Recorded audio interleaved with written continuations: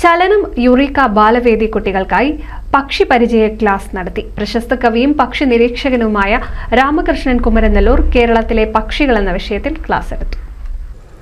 മനുഷ്യന്റെ ആവാസ വ്യവസ്ഥയിൽ പക്ഷികൾക്കുള്ള പ്രാധാന്യവും വംശനാശം സംഭവിക്കുന്ന പക്ഷികളെക്കുറിച്ചും ക്ലാസിൽ ചർച്ച ചെയ്തു. പാലക്കാട് ജില്ലയിൽ കണ്ടുവരുന്ന 100ഓളം പക്ഷികളെയും കുട്ടികൾക്ക് പരിചയപ്പെടുത്തി.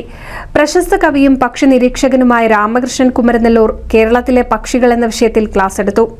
പാട്ട് പാടുന്നു എന്ന് പറയുന്ന ഒരു അലങ്കാരമാണെന്നാ പറയാം, വർണ്ണനയാണ് എന്നാണ്. കാക്ക പാട്ട് പാടും,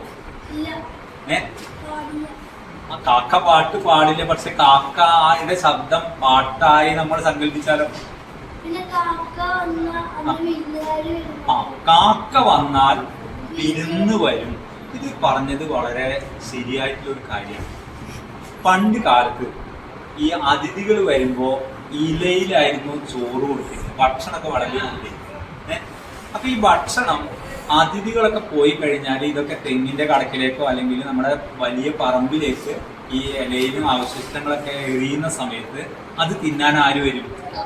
കാക്ക വരും. ഇത് സത്യത്തിൽ വിരുന്ന് വന്നാലാണ് ആര് വരിക?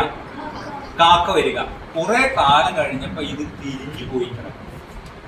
കാക്ക കരയുന്നത് വിരുന്നുകാർ വന്ന ഭക്ഷണത്തിന്റെ അവശിഷ്ടങ്ങൾ തിന്നിട്ടാണ്.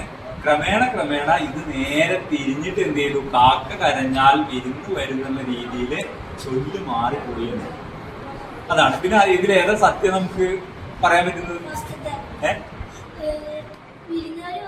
കുമരനെല്ലൂർ GLP സ്കൂളിൽ വെച്ച് നടന്ന ചലനം യുറീക്ക ബാലവേദി കുട്ടികൾക്കായി സംഘടിപ്പിച്ച പക്ഷി പരിചയ ക്ലാസ്സിൽ 25ഓളം കുട്ടികൾ പങ്കെടുത്തു.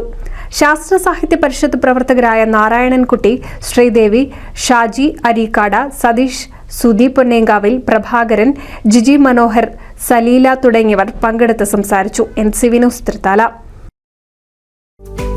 കേരളത്തിലെ number 1 broadband cable TV network കമ്പനിയായ കേരള വിഷൻ ഇന്ന് ഇന്ത്യയിലെ ആദ്യ 10 ബ്രോഡ്ബാൻഡ് കേബിൾ TV സേവനദാതാക്കളുടെ പട്ടികയിൽ ഇടം നേടിയിരിക്കുന്നു.